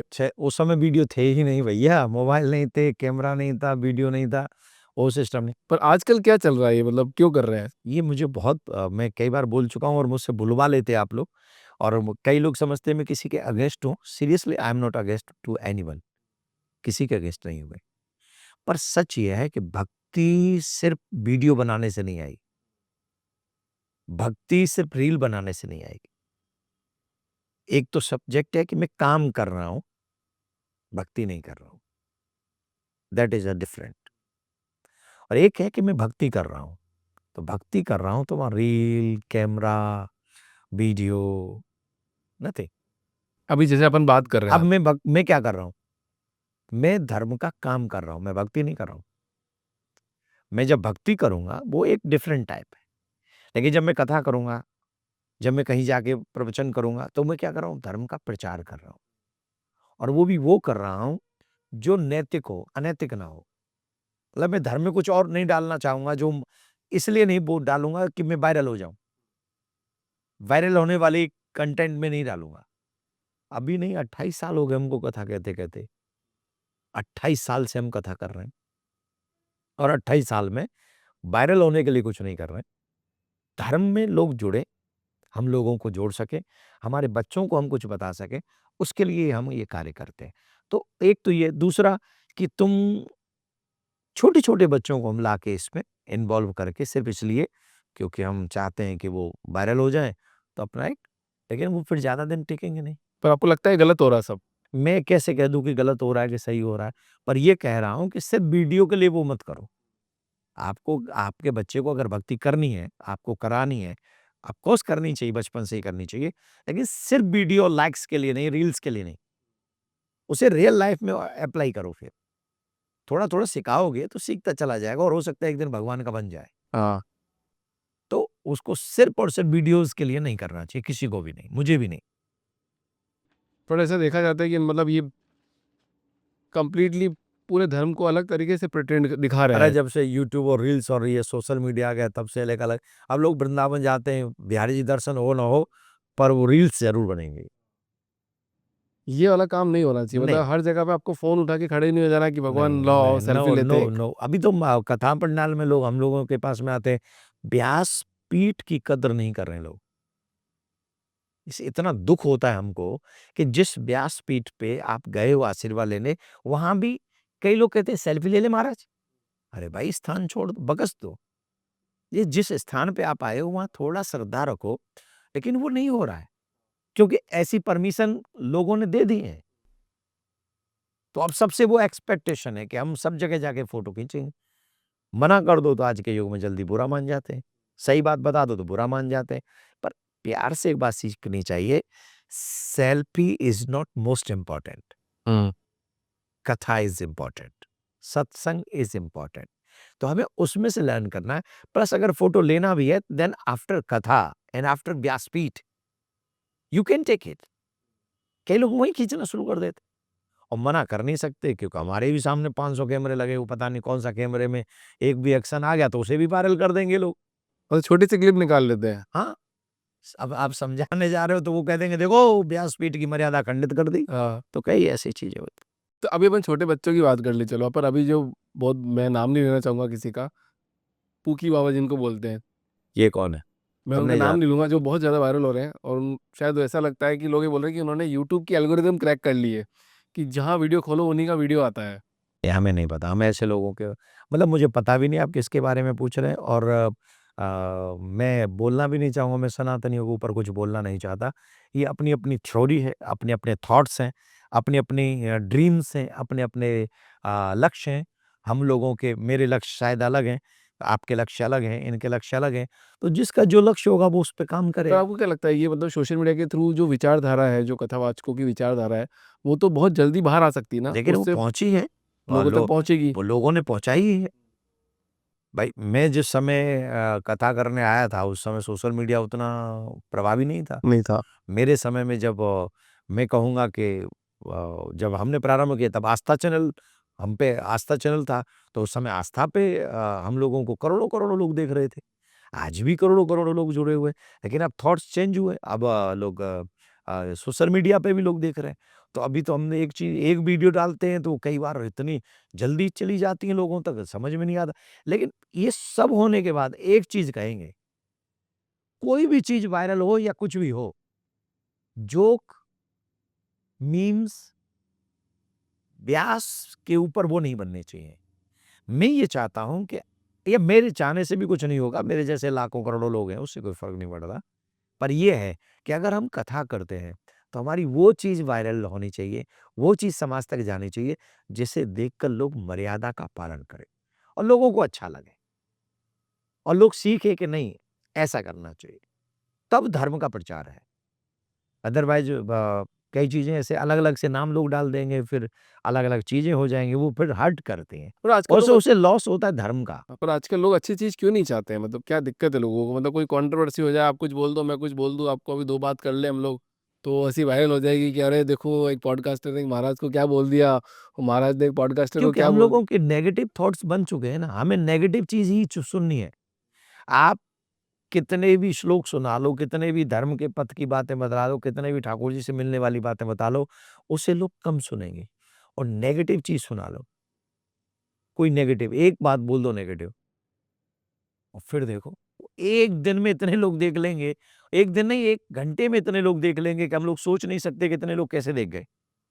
तो ये थॉट भी बदलने पड़ेंगे हमें। ये विचार भी बदलना होगा कि हम जीवन में अच्छा देखें। गांधी बापू के 3 बंदर है ना, आँखों से बुरा मत देखो, कानों से बुरा मत सुनो, मुँह से बुरा मत बोलो। आज ये तीनों बंदर, बेचारे तीनों बंदरों को हार्ट अटैक आ गया है। ये तीनों बंदर आईसीयू रूम में पड़े हुए हैं। ये तीनों बंदर कह रहे हैं कि अब इस ज़माने में हमारा कोई काम नहीं रहा। तीनों बंदर खत्म हो चुके हैं, वो मतलब आईसीयू में थोड़ी-थोड़ी साँस ले रही हैं, जो कुछ लोग बचे हुए हैं। हम लोगों ने कहा आज के विषय में तो ये चल रहा है, आँखों से बुराई देखो, कानों से बुराई सुनो और मुँह से बुराई बोलो। आप देख लो, ऐसे-ऐसे वीडियो सारे रिश्तों को तार-तार कर रहे हैं। ज़्यादा से ज़्यादा लोगों की निंदा के लिए ही वीडियो बन रहे हैं। मतलब बोल नहीं सकते, ऐसी-ऐसी चीज़ें सामने आ रही हैं। तो it's not good for our society, तो आपको पहले अच्छा लगता था, अभी अच्छा लग रहा है? मतलब पहले का थोड़ा जब आप कर अगर रहे थे तो मुझसे अच्छा। कोई ऑप्शन माँगे, तो मैं ये कहूँगा कि हे परमात्मा, इस समय, इस संसार से अगर सबसे बड़ा दैत्य कोई खत्म करना है तो सोशल मीडिया। और वो लोग पर सोशल मीडिया ही नहीं, और भी बहुत सारी चीज़ें हैं। पर ये इस समय बहुत अति कर रहा है, परिवारों का विघटन हो रहा है, लोगों में ईर्ष्याएँ उत्पन्न हो रही हैं, लोग अपने परिवार को तोड़ रहे हैं, इन्हीं के चक्कर में। तो उस पे कंट्रोल जितना होगा उतना अच्छा। अच्छा, अपन थोड़ी देर पहले प्रेम की बात कर रहे थे, तो थोड़ा प्रेम क्या है, वो बताइए? प्रेम क्या है? प्रेम जब अनंत हो गया, रोम रोम संत हो गया, देवालय बन गया बदन, संत तो महंत हो गया। तो जब प्रेम होता है ना, वो रूह को, आत्मा को छूता है। तन को स्पर्श करने वाला प्रेम नहीं होता, मन को स्पर्श करने वाला प्रेम होता है। और उस प्रेम में जित देखूं तित श्याममयी है, जिधर देखती हूँ मैं उधर श्याम ही श्याम है। उसके अलावा कुछ नहीं है। लाली मेरे लाल की जित देखूं तित लाल, लालई देखन में गई मैं भी हो गई लाल। ये है प्रेम। और ये प्रेम ब्रज की गोपियों ने उस ब्रह्म को भी प्रेम करना सिखाया, तो ब्रज की गोपियों ने, ब्रजबालाओं ने सिखाया। एक छोटी सी कहानी मुझे याद आ रही है। एक बार क्या हुआ कि अकबर, उसके नमाज का टाइम हो गया, तो उस सड़क पे बैठ के नमाज पढ़ रहा था। तो उसकी चादर वादर बिछी हुई थी। तो उसी समय क्या हुआ कि एक किसी को पता चला, उसका एक पत्नी को पता चला कि मेरे पति आने वाले हैं। वो गए हुए थे, पहले तो ऐसे होते थे, परदेश जाते थे, मोबाइल वोबाइल तो थे नहीं कि जाके फ़ोन कर लो कब आओगे, लोकेशन भेज दें, ऐसा तो सिस्टम था नहीं। तो उसे पता चला मेरे पति आ रहे हैं, तो वो कई साल बाद उसको सुनने को मिला कि पति आ रहे हैं। वो इतने मगन थी, इतनी मगन थी कि वो प्रेम में विह्वल होती भागी चली जा रही थी, भागी चली जा रही थी, भागी चली जा रही थी। उसे ये भी नहीं ध्यान रहा कि अकबर बैठा हुआ, वो नमाज़ पढ़ रहा है। तो भागती चली जा रही थी बेसुध होकर, तो उसका जो पैर था ना, वो उस कपड़े से छू गया। कौन से कपड़े से? जिस पे अकबर नमाज़ पढ़ रहा था। उसको बड़ा गुस्सा आया, लेकिन नवाज़ छोड़ नहीं सकता था। वो चली गई, उसे तो पता ही नहीं, अकबर बैठा है कि सकबर बैठा है, उसे क्या मतलब था? वो तो गई। अब वो अकबर की नवाज़ पूरी हुई, तो संयोग देखिए वो वापस लौट रही थी उस समय। जब पूरी हुई तो वो वापस लौट रही थी। उसने बड़ी ज़ोर से डाँटा, "कैसी औरत हो तुम? तुम देख के नहीं चल सकती? तुम देख के नहीं चल सकती? मैं यहाँ रास्ते में बंदगी कर रहा हूँ खुदा की। और तुम मेरे इस कपड़े से, वस्त्र से, या हमारे यहाँ आसन जिसको कहते हैं, उसे तुम पैर लगा के चली गई।" तो उस देवी ने जो उत्तर दिया वो बड़े गजब का था। बोले, "मुझे नहीं पता तेरी बंदगी कैसी है। तू खुदा की बंदगी कर रहा था, तो भी तुझे ये पता चल गया कि मेरा पैर तेरे आसन से लग गया।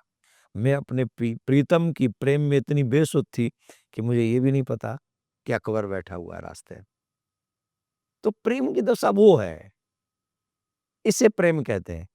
कॉफी सेंटर में बैठ के एक नारियल और दो पाइप लेके, या एक कॉफी दो पाइप लेके गुटर गुटर गुटर कर करके पीने को प्रेम नहीं कहते। This is the only time pass. हाँ प्रेम तो उसे कहते हैं तुम जहां भी रहो बस खुश रहो, जहां रहो मेरे नंद दुलारे, जीवो कोट बरीस, तुम प्रसन्न रहो, तुम मुस्कुराते रहो, इसको प्रेम कहते हैं। वाह, आजकल रहा नहीं बिल्कुल भी। आजकल तो बिजनेस रह गया है। आजकल तो माँ बाप को भी प्रेम नहीं मिलता बच्चों से, प्योर। हम्म मोबाइल देना बंद कर दो तो बच्चे प्रेम नहीं करते हैं। छोटी छोटी उम्र में ही हो गया है, 8-10 साल में ही ऐसा ऐसा बच्चे बोलने लग गए कि अच्छा माइंड योर ओन लैंग्वेज। हाँ हाँ, तो देखिए ये कितना नुकसान है हमारा। अच्छा महाराज जी, यूपी में योगी जी है, दिल्ली में मोदी जी है, फिर भी गौ हत्या नहीं रुक रही है। India third largest biggest beef exporter है। ये हम सब भारतीयों के लिए बड़े दुख की बात है। हम लोगों ने जिस जिसको माँ कहा है ना, उसकी बेकदरी कर दी। हमने गऊ को माँ कहा है, गऊ को घर से बाहर कर दिया, कुत्तों को घर के भीतर। ठीक। हमने गंगा को जमुना को माँ कहा है। आज जमुना की स्थिति देख लो दिल्ली में क्या है। नाले में और जमुना में कोई भेद नहीं। और दुख की बात है कि इस पे आप बात नहीं कर सकते, अब बात करना चाहते भी नहीं है। वाटर सबको चाहिए, पर जमुना किसी को नहीं चाहिए, गंगा किसी को नहीं चाहिए। दूध सबको चाहिए, पर गाय किसी को नहीं चाहिए। ये है सेल्फिश लोग। मैं, आप, हम सब, हम सेल्फिश लोग हैं। हम दूध तो पी लेंगे, लेकिन गाय की सेवा नहीं करेंगे। अब दूध, अगर गाय की सेवा नहीं करोगे तो दूध पियोगे पॉलिथीन का, थैली में जो आता है। अब वो कैसा आ रहा है, पी लो अपने भाग्य का। हाँ और इसीलिए देख लो अब तुम्हारी दशा क्या है, कितनी बीमारी है तुम्हारे शरीर में। अब जो पानी तुम पी रहे हो, कितने भी वो वाटर शॉटर क्या वो क्लीनर जो होते हैं उनको लगाते हैं, लगाते रहो, 50 तरह के क्लीनर लगाए। लगाओ, तुम्हें वो जमुना जल नहीं मिल सकता, गंगा जल नहीं मिल सकता। ये बहुत सारी चीजें हैं। रही बात योगी जी ने यूपी में जो किया है, जो अनऑथराइज, जो क्या बोलते हैं उनको, जहां हत्याएं होती थी, हाँ अनऑथराइज काउ स्लॉटर बोलते हैं, क्या बोलते हैं, काउ स्लॉटर, स्लॉटर बोलते हैं ना, तो उनको बैन कर दिया, बंद कर दिया। पहले तो घर घर में लोग काट देते थे, उन पे बहुत तगड़ा बैन लगाया। लेकिन अभी भी 100% नहीं है जो कि होना चाहिए। अभी भी स्लॉटर हाउसेस हैं जो कि बैन होने, मेरा पर्सनल मानना है कि वो बैन होने चाहिए। इस देश में गौ हत्या पूर्णतः प्रतिबंधित होनी चाहिए। और उस पे यही तो करपात्री जी महाराज, धर्म सम्राट करपात्री जी महाराज 1965 में, जो उस समय की प्रधानमंत्री थी, उन्होंने संतों पे गोली चलवाई थी। तो वही विषय जो 1965 में था, वही विषय अगर 2024 में बना हुआ है, तो ये हम सबके लिए दुखद है, हिंदुओं के लिए दुखद है। लेकिन हम जो सनातन बोर्ड बनाने की बातें कर रहे हैं, उसमें हम लोग ये ऑप्शन ऑप्शन नहीं, मस्ट, ये जब सनातन बोर्ड बनेगा तो जो जो मंदिर सरकार के से हम लोग बोर्ड के अंतर्गत लेंगे, प्रत्येक मंदिर से एक गौशाला जोड़ेंगे। ठीक है। और 4 लाख मंदिर हैं जो सरकार के अंडर हैं, 4 लाख। 4 लाख। और 4 लाख मंदिर अगर सरकार से लेंगे तो 4 लाख गौशाला बनेंगी, 4 लाख विद्यालय बनेंगे, और 4 लाख औषधालय, हॉस्पिटल बनेंगे। आप सोचिए कितना बड़ा उत्थान सनातन जगत का होगा। किससे? सनातन बोर्ड से। अभी हो क्या रहा है, सनातनी मंदिरों में धन आता है, प्रादेशिक सरकारें उठा ले जाती हैं, और कई प्रदेशों में तो हिंदुओं धर्म को न मानने वाले चीफ मिनिस्टर हैं, वो क्या करेंगे उस पैसे का? जहाँ उनको लगाना होगा लगाएंगे वो तो। ऑलमोस्ट उस धन से विपरीत जो सनातनियों का नुकसान करने वाले हैं, उस जगह पे उस धन को लगा रहे हो। और ये दुख की बात है, ये दुख की बात है जो नहीं होना चाहिए। तो गौ माता को भी अगर हम बचाना चाहते हैं तो हमको चाहिए सनातन बोर्ड। अच्छा महाराज जी, सनातन बोर्ड के अंदर जैसे जितने भी अभी जो बिजनेस नए नए आजकल बहुत लोग क्या कर रहे हैं, बिजनेस कर रहे हैं, और बिजनेस कर रहे हैं कि भैया हम गाय का दूध देंगे, गाय का घी देंगे, कहाँ से गाय देंगे? सब निकाल, जो भी चीज़ें होगी वो हम देंगे। तो गाय को लेते हैं वो, अब वो गाय बूढ़ी हो जाती है, उनसे बहुत सवाल भी करते हैं कि जब वो गाय बूढ़ी हो जाएगी, जब वो दूध नहीं देगी, तब उनका क्या करोगे? तो उसका कोई जवाब नहीं देता। मेरा एक इंसिडेंट बताता हूँ, मैं बैंगलोर से राजस्थान बहुत सालों बाद गया था। तो जयपुर से जब मैं भीलवाड़ा की ओर प्रस्थान कर रहा था, मैं गाड़ी 30 या 40 से ऊपर नहीं चला पा रहा था। इतनी गाय, इतनी गाय, इतनी गाय, सब लावारिस। ये किसकी गलती है? हम हिंदुओं की नहीं? 100 करोड़ हिंदू हैं, 8-9 करोड़ गौ माता है। अगर एक-एक गौ भी रख लें, तो उतनी गाय है नहीं, पहली बात। उतनी गाय नहीं है। हम माता, माता, माता, माता, माता, माता चिल्लाते रहते हैं, पर माता की सेवा नहीं करना। कुत्ते की सेवा कर लेंगे, ये नारकीय जीवन जी लेंगे। अरे कुत्ते को बेडरूम तक लोग ले जा रहे हैं। अपनी पत्नी का हाथ नहीं पकड़ के चलते, कुत्ते को पकड़ के चलते हैं। इससे बड़ा दुर्भाग्य और क्या होगा इस देश का? और हम अपने आप में मुझे कहते हैं हम मॉडर्न हैं। अरे मॉडर्न हो तुम, इनको मॉडर्न कहेंगे, बहुत गए गुजरे लोग। ऐसे नहीं, हमारे यहाँ गौ माता को रखना, ये बड़ी बात है। कुत्ते घर के बाहर रहते हैं, गौ माता घर के भीतर रहती है। इसीलिए सनातन बोर्ड, सभी सनातनियों को सनातन बोर्ड की मांग पर्सनल अपने लेवल पे करनी चाहिए। मैं बार-बार कह रहा हूं, सनातन बोर्ड से हम अपनी संस्कृति बचाने में सक्षम होंगे। तो इतने साल हो गए, मतलब दूसरे बोर्ड की अगर बात करें तो 111 साल हो गए लगभग लगभग, जहाँ तक मेरा गणित अगर सही है तो 111 सालों में ये मुद्दा क्यों नहीं उठाया गया और आज क्यों उठाया जा रहा है? देखिए, ये मुद्दा इसलिए मुझे जो लगता है आज़ादी के बाद जिस समय उस समय के जो धर्माचार्य थे, आई थिंक उनको ये बात करनी चाहिए थी। अगर ये उस समय बात हो गई होती या उस समय के नेताओं ने या तो वक्फ बोर्ड हटा दिया होता या सनातन बोर्ड बना दिया होता, तो आज शायद ये बात नहीं होती। और अगर उस समय सनातन बोर्ड बन गया होता, तो आज मेरे ठाकुर जी को भोग में पशुओं की चर्बी नहीं खानी पड़ती। क्या समझे?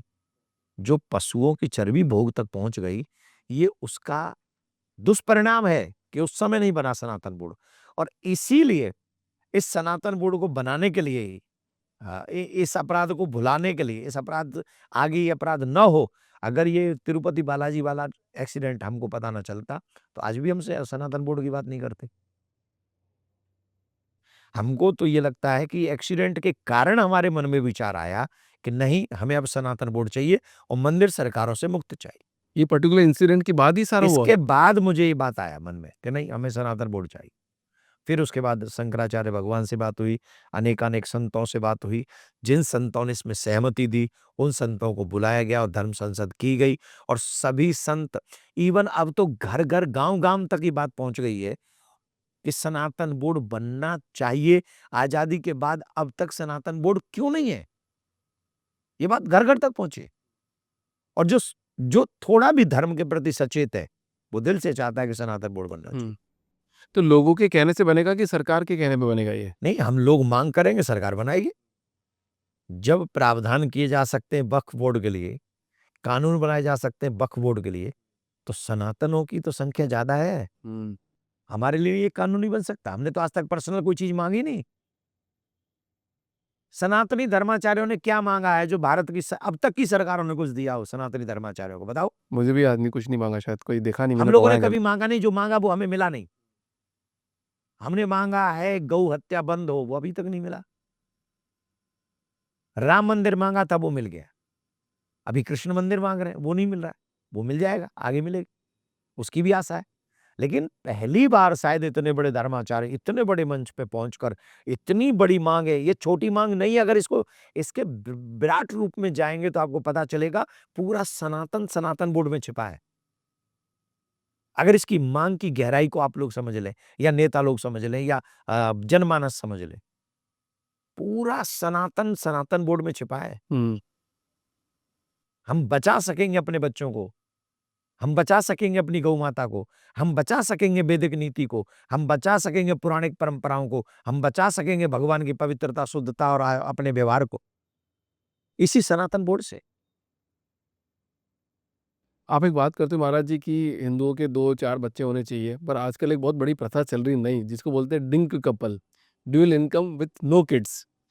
तो अभी जो सनातनी जितने भी लोग कौन सा, हैं, ये क्या नाम बताया आपने, दोबारा बताओ। डिंक कपल, ये क्या होता है? ये होता है कि ड्यूल इनकम, हमारे दोनों की इनकम हो हाँ, पर हमारे बच्चे ना हो। अच्छा। तो ये अभी एक बहुत बड़ा ट्रेंड चल रहा है, आप मेट्रो सिटी में देखोगे, सब जगह देखोगे, न्यूज़पेपर्स में वगैरह, तो ये लोग चाहते हैं कि हमारे बच्चे नहीं हो, सब अब भाई सनातनी देखो, है। उनके पर्सनल लाइफ पे तो हम क्या बोले, पर ये विचारधारा गलत है। और ये तो वही पूरी पाश्चात्य कल्चर आ गया। इसका मतलब है जैसे पाश्चात्य कहते हैं कि भाई you can do everything but we don't take any responsibility. यही ना, हम वैसे कुछ नहीं छोड़ेंगे लेकिन रिस्पॉन्सिबिलिटी कोई नहीं निभाएंगे। वो नहीं चाहिए लाइफ में। This is wrong. तो इसको विचारधारा को कैसे खत्म किया जाए, मतलब खत्म क्यों? अगर आप अपने इसका मतलब है you don't have believe yourself. आप जिम्मेदारी नहीं उठाना चाहते, आप कायर हो, आप बुज़दिल हो। आप ही की बारी को अगर आपके मम्मी पापा ये कर दे होते तो, जब आप होने वाले थे उसी समय अगर हमारे मम्मी पापा ये कर लेते, तो आज हम ये स्टैंड को सेट कर रहे होते? कैसे करते? तो ये तुम्हारे मम्मी पापा को कर देना चाहिए था। मम्मी पापा करते तो सही है, गलत है? आप बताओ। अगर आप उन्हीं की जगह 1 सेकंड रखो, यही चीज़ जो आज मैं आने वाली पीढ़ी के लिए सोच रहा हूँ, वही चीज़ मेरे मम्मी पापा मेरी बार को कर देते तो? राइट और रॉन्ग? गलत हो जाता। मम्मी पापा करते तो गलत हो जाता। मैं कर रहा हूँ तो वो सही कैसे हो जाएगा? वो सही कैसे हो जाएगा? मुझे प्रकृति से कभी खिलवाड़ नहीं करना चाहिए। या तो इतने ब्रह्मचारी हो जाओ, स्त्री हो या पुरुष, लड़की हो या लड़का, इतने ब्रह्मचारी हो जाओ कि I don't want to any responsibility. मुझे कपल भी नहीं बनना, मुझे बॉयफ्रेंड गर्लफ्रेंड भी नहीं बनना। बनो, बनो, योगी बनो, कौन रोक रहा है? इतने ब्रह्मचारी बन जाओ चकाचक। No, I don't want to anything. I don't want to any relationship. बनो ना। और अगर रिलेशन में जाना है तो व्यभिचारी बनने की बजाय हमें सदगृहस्थी बनना चाहिए और सदगृहस्थी बनकर सुयोग्य संतान उत्पन्न करनी चाहिए, जिससे मेरा भारत भी सुरक्षित रहे, धर्म भी सुरक्षित रहे और मेरा वंश भी आगे बढ़े। बहुत सारे जो महाराज है, बार-बार बिग बॉस में चले जाते हैं, फिर वो अपनी बेइज़्ज़ती करवा के आ जाते हैं। तो ये सही हो रहा है, या गलत हो रहा है? मैं अब इसमें क्या कहूँ? मुझे बार-बार मैं कहीं भी जाता हूँ, ये क्वेश्चन मेरे सामने आ जाता है और मुझे बड़ा दुःख होता है कि मुझे इस पे आंसर देना पड़ता है। कोई कहाँ जा रहा है, ये उनकी अपनी पर्सनल चॉइस है, ठीक? उसमें मैं कोई राइट नहीं है मुझे कि मैं उनके ऊपर बोलूँ, किसी के भी ऊपर बोलूँ। इज़्ज़त लेके आ रहे हैं कि बेइज़्ज़ती करा के आ रहे हैं, उससे से भी मुझे कोई मतलब नहीं। मैं सिर्फ़ इतना मानता हूँ कि अगर हम महाराज हैं, तो हमें उन जगहों पे नहीं जाना चाहिए, जहाँ से हमारे समाज को गलत मैसेज मिलता हो। अगर हम वहाँ जाएँगे, जहाँ से समाज को गलत मैसेज मिलता है, तो हमको लगता है कि फिर समाज में कोई अच्छा मैसेज हम नहीं दे पाएँगे। हुँ। हमसे तो कह दिया जाएगा कि आप तो इसके लिए गए थे, आप तो पॉपुलैरिटी पाने के लिए गए थे या आप पैसे के लिए गए थे या आप बहुत अपने आप को महान दिखा, जो भी वो लोग कहेंगे वो कहेंगे, पर किसी का मुँह नहीं रोक सकते। तो मुझे लगता है कि हम लोगों को ठाकुर जी ने इतना अच्छा मंच दिया है कि हम कथा करें और लोगों को समझाएँ और लोग बड़े-बड़े लोग आते हैं, बड़ी-बड़ी सेलिब्रिटी मेरे कथा पंडाल में जहाँ तक हमने कथा की है, मुझे नहीं लगता कि कोई सेलिब्रिटी बची होगी जो कथा पंडाल में नहीं आई।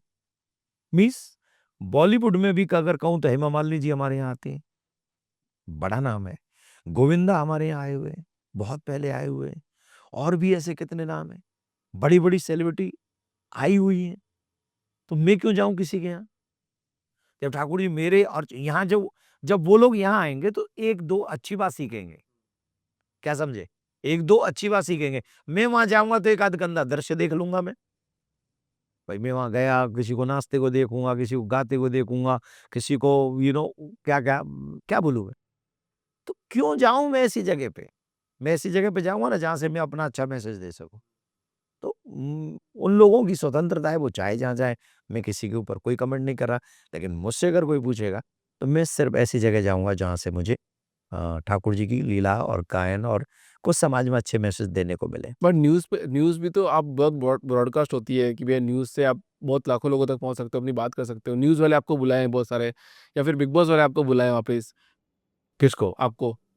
देखो, ये मैं बोल चुका हूँ और मैं सच कहता हूँ, न तो उनमें इतनी हिम्मत है कि वो मुझे बुलाएँ और न मेरे अंदर कोई ऐसी चीज़ है कि मैं वहाँ जाऊँ। हम्म। वो पूरे जीवन भर की तपस्या लाके अपनी खड़ी कर दें कि आपको आना है। मैं 1 सेकंड के लिए भी वहाँ नहीं जाऊँगा। पर ऐसा आपको नफरत है या फिर आप जाना नहीं चाहते? नफ़रत है मुझे। क्यों नफरत है उनसे? अच्छी नफ़रत होनी चाहिए ऐसे लोगों से जो हमारे समाज में कुप्रचार फैलाते हों। हर व्यक्ति आपको नफ़रत होनी चाहिए, अगर आप अच्छे आदमी हैं तो। आप अगर अच्छे आदमी हैं, तो हर उस व्यक्ति से नफ़रत आपको होनी चाहिए, जिसने समाज का बुरा किया है। उसी बिग बॉस जिसका नाम आप बार-बार ले रहे हैं, उस बिग बॉस के शो के विषय में मुझे 1-2 एपिसोड दिखाए हैं, जहाँ हिंदू लड़कियाँ हैं और अन्य धर्म के लड़के एक बिस्तर में लेटे हुए हैं। क्या? अब मैं वहाँ जाऊँगा? वहाँ जाऊँगा? मैं तो चले गो तो एक आधे को मुझे क्या हो बोल नहीं सकता मैं कैमरे पे। तो मैं ऐसी जगह क्यों जाऊँगा? नहीं, बट वो तो उनके निजी विचार हो गए ना, अगर वो दोनों अगर अरे यार, एडल्ट हो। विचार है तो तू अपने घर में करना। विचार क्या टीवी पे करोगे? आपका पर्सनल मेरी 2 चीज़ें, एक मेरी पर्सनल लाइफ़, एक मेरी सामाजिक लाइफ़। तो मैं सामाजिक लाइफ़ में पर्सनल लाइफ़ कैसे इन्वॉल्व करूँ? मैं अपने परिवार के साथ रहता हूँ, मेरी पर्सनल लाइफ़ है। वो तो कैमरे में शूट नहीं करूँगा ना मैं। आप किसी की बेटी हो, आपके माँ-बाप आपको देख रहे होंगे, आपके कज़िन्स आपको देख रहे होंगे, आपके आपके आप बेटे हो किसी के, आपके रिश्ते रिलेटिव्स आपको देख रहे होंगे, क्या कहेंगे वो? और फिर वो चाहे जितने भी ओपन माइंडेड हों, पर समाज में तो ये अच्छा मैसेज नहीं है ना। तो मैं ऐसी जगह किसी पे भी नहीं जाऊँगा, कभी भी नहीं जाऊँगा। अभी नहीं, इन फ्यूचर भी कभी नहीं जाऊँगा। पक्का ओपन चैलेंज एकदम। ओपन चैलेंज, खाओ के पापा में इतनी हिम्मत ना है, जो हमें बुला ले ऐसी जगह पे, पक्की बात है। सनातनियों को पहले तो दीक्षा क्या होती है? हम लोग जब अपना आत्मसमर्पण गुरुदेव के आगे करते हैं, तो गुरुदेव हमको दीक्षा देते हैं। उसी मंत्र का जाप करने से उस शिष्य का कल्याण होता है और वो अपने इष्ट का ध्यान करता है। क्या सभी को दीक्षा लेनी चाहिए? अवश्य अगर सनातनी हो, अगर तुम्हारे ईश्वर में निष्ठा है, तो महाजना ये नगता संपन्नता जिस मार्ग से हमारे पहले लोग जा चुके हैं, सद्पुरुष गए हैं, उसी मार्ग से हमको जाना चाहिए, नया रास्ता नहीं बनाना चाहिए। अच्छा, रामचरितमानस से हम लोगों को क्या सीख मिलती है? अच्छा चरित्र, अच्छा परिवार, अच्छा व्यवहार और अच्छी प्रजा, अच्छा राजा कैसा बनना है, ये रामचरित्र हमको सिखाती है। अच्छा मनुष्य कैसा होता है, ये रामचरितमानस हमको बताता है। इस संसार में सबसे बड़ी सेवा क्या है? सबसे बड़ी सेवा तो हम नहीं कह सकते, लेकिन शायद हमको जो लगता है मम्मी-पापा की सेवा, माता-पिता की सेवा जो कर लेगा, वो ईश्वर को प्रसन्न कर लेगा। हमें अपने जीवन में एक प्रयास करना चाहिए कि हमारे मम्मी-पापा, माता-पिता, उनकी आँखों में मेरी वजह से आँसू नहीं आने चाहिए। जब वो आएँ, तो उनके चेहरे पे मेरी वजह से स्माइल होनी चाहिए, मुस्कुराते रहना चाहिए। कष्ट में भी जब वो मुझे देखें तो कहें, "वाह! मज़ा आ गया, मेरा बच्चा आ गया।" तो ऐसा व्यवहार अपने माँ-बाप के साथ में बच्चों को रखना चाहिए। माँ-बाप की सेवा से भगवान स्वतः ही प्रसन्न होते हैं। अच्छा, गरीबी ना देखनी पड़े कभी किसी को, उसके लिए क्या कर सकते हैं? नहीं, ऐसा नहीं हो सकता कि गरीबी ना देखी, ये सब मेरे कर्मों का लेखा-जोखा है। अगर मेरे हाथ में होता या आपके हाथ में होता, तो संसार में कोई अमीर और गरीब आप ना आप बनाते ना मैं, हम सब अमीर ही होते। पर ऐसा नहीं होता, अप एंड डाउन सबकी लाइफ में होता है। गरीब वो है, जिसने भगवान का भजन नहीं किया और अमीर वो है, जिसने ईश्वर का नाम लिया है। जिसको आप अमीरी-गरीबी से नाप रहे हैं, ये अप एंड डाउन लाइफ में चलेगा। कई बार हम बहुत बड़े बन जाएँगे, कई बार हम बहुत छोटे हो जाएँगे, पर इट डज़न्ट मैटर कि how much money do you have. परेशानी अब बात ये है कि आपने कितना नाम जप किया है, क्योंकि मेरी जेब में जो पैसा होता है वो संसार में काम आता है, लेकिन मेरी जिह्वा पे जो नाम होता है वो परलोक में भी काम आता है, इस लोक में भी काम आता है। तो धनवान वही एक बहुत अच्छा दोहा है कबीरदास जी का, "कबीर आया संसार में धनवंता नहीं कोय, धनवंता वही जानियो जप राम नाम धन होय।" वही धनवान है जिस पे भगवान के नाम का धन है। अच्छा महाराज जी, अपने व्रत की भी बात करते हो आपकी कथाओं में कि व्रत करने चाहिए। एक सोमवार के व्रत सबसे ज़्यादा माना जाता है कि सोमवार के व्रत में है ना, ऐसा क्या ध्यान रखना चाहिए कि उसका पालन पूरी तरह से हो जाए? देखिए व्रत कोई भी हो, व्रत की परंपराएं सेम है, ऑलमोस्ट सेम। सत्य बोलो, क्रोध मत करो, ब्रह्मचर्य का पालन करो, अपने व्यवहार से किसी को कष्ट मत दो, और ज्यादा से ज्यादा व्रत कहते ही उसको उस दिन कुछ खाया ना जाए, ठीक। सोमवार का व्रत हो तो कम से कम शिव जी, सबसे पहले शिव जी का अभिषेक करें, जल चढ़ाएं, बेलपत्र चढ़ाएं, भस्म चढ़ाएं, उनको भोग लगाएं, आदि आदि ये क्रम करने चाहिए। तो ये सारी चीजों में, सारे व्रतों में ये चीज मान्य होगी कि हम ब्रह्मचर्य का पालन करें, और श्रेष्ठ व्रत है निद्रा न लें रात्रि में न दिन में, और झूठ न बोलें, किसी का मन न दुखाएं। ये सारी चीजों का पालन हमें व्रत में करना चाहिए। अच्छा महाराज जी, मेरा भी थोड़े दिन पहले हैदराबाद से बेंगलोर जा रहा था, एक पॉडकास्ट करके वापस एयरपोर्ट में मेरे को लगा मेरी बेटी के लिए मेरे को कुछ लेना चाहिए, तो मैंने गमी बेयर करके एक पैकेट है वो उठाया। तो उसके अंदर मेरे फ्रेंड ने बोला मेरे को कि यार अभिषेक, मिनट इसका वो पीछे लेवल चेक करते हैं। तो उसमें ना जिलेटिन एक प्रोटीन मिलता है, एक जिलेटिन प्रोटीन होता है जो कि बीफ से बना होता है, पर उसमें नॉन वेज और वेज का कोई साइन नहीं है। अब मान लो मेरे जैसा कोई व्यक्ति उसको उठा के अपने बच्चों को ले जाके खिला दे, तो धर्म तो भ्रष्ट हो गया। नहीं, यही सारी चीज है ना जो कंपनियां हमारे बीच में काम कर रही हैं। वो क्या काय का काम कर रही हैं? वो ये काम कर रही हैं कि उन्हें सिर्फ पैसा कमाना है। तुम्हारे बच्चों से कोई लेना देना नहीं, तुमसे कोई लेना देना नहीं, धर्म से कोई लेना देना नहीं। पर हम ये ट्राई कर रहे हैं, जैसे ये सनातन बोर्ड बनेगा ना, तो हम लोगों ने चर्चा की है, संत महात्माओं ने भी चर्चा की है, अब हम हलाल सर्टिफिकेट को मान्य नहीं मानेंगे। और जो कंपनी हलाल सर्टिफिकेट लेके इस देश में काम कर रही हैं, उनका बहिष्कार करेंगे। और हमारा एक सर्टिफिकेट होगा जो सनातनियों के लिए वही मान्य होगा। और वो सनातन बोर्ड के माध्यम से, जैसे ही सनातन बोर्ड बनेगा उसके माध्यम से हम रिलीज करेंगे। तो क्या सारी मतलब जैसे कोई कंपनी ऐसे गमी बेयर कोई बनाती भी है क्यों ना हो, तो उसको अपने उस पर लिखना पड़ेगा कि सर्टिफिकेट लेना पड़ेगा हमारा, अगर सनातनियों में बेचना है तो। अदरवाइज हम सब उसका बहिष्कार करें। हम कथाकारों को तो वो लोग कंपनियां जानती नहीं, एक एक चीज का नाम ले लेके एक एक कथाकार से करोड़ों लोग जुड़े हुए हैं। अगर 20-25 कथाकारों ने भी बहिष्कार करना शुरू कर दिया तो 15 दिन में डब्बा गोल हो जाए कंपनी का। 15 दिन लगेंगे डब्बा गोल होने में। तो अगर अपना काम करना है तो आपको सर्टिफिकेट लेना ही पड़ेगा, और वो सनातन बोर्ड देगा आपको। अच्छा, पतंजलि के प्रोडक्ट के बारे में आपका क्या विचार है? बाबा जी चला रहे, अच्छा ही होगा। नहीं मतलब प्रोडक्ट अच्छे हैं, कैसे हैं, सनातन सनातन बोर्ड पे खरे उतरेंगे नहीं उतरेंगे? वो तो सनातन बोर्ड जब बनेगा तब चेक करवा के देखेंगे। तुम्हारा भी कोई होगा तो उसका उसका भी चेक करवाएंगे। इसमें क्या अभी से कैसे बता दो कि सनातन बोर्ड बना नहीं, तुमने सर्टिफिकेट बंटवाना शुरू कर दिया? अभी बनने तो दो। अच्छा, मंदिरों में प्रसाद की बात करते हैं तो मंदिरों का प्रसाद क्यों महत्वपूर्ण है? क्या? देखो, सबसे ज्यादा गंदगी हमारे चित्त में है। और जब हम भगवान को कोई वस्तु समर्पित करते हैं, उससे पहले वो भोजन होता है। लेकिन जब उसे भगवान स्वीकार कर लेते हैं, तब वो प्रसाद बन जाता है। और जब हम प्रसाद ग्रहण करते हैं तो उसकी हमारे चित्त की शुद्धि होती है। और चित्त की शुद्धि होने का ये फल है कि परमात्मा हमारे चित्त में आके बसे। जैसे आप लोग किसी कमरे में गंदगी पड़ी हो तो आप वहां नहीं रहना चाहोगे। वैसे भगवान गंदे चित्त में कैसे रहेगा? तो भगवान के प्रसाद और भगवान की कथा से हमारा चित्त शुद्ध होता है। इसलिए हमें हर व्यक्ति को चाहिए कि तुलसी दल और प्रसाद नित्य स्वीकार करे। अच्छा, एक लास्ट सवाल आखिरी, आज पॉडकास्ट अपन एंड करते हैं कि थोड़ा बहुत लोगों की क्यूरियोसिटी थी जब हम पॉड पूछ रहे थे कि बाल ना रखना, एक ईगो ना रखना जैसा होता है कि भैया मेरे आज बाल नहीं है तो मैं मेरे सारा ईगो निकाल दिया है। जैसे तिरुपति में होता है कि भैया मैंने बाल चढ़ा दिए हैं, सब कुछ कर दिया है, तो एक प्रेशर रिलीज हो जाता है कि यार मैंने अभी मेरे को मोह माया से त्याग मैंने कर दिया है, मैं हैंडसम नहीं दिखूंगा।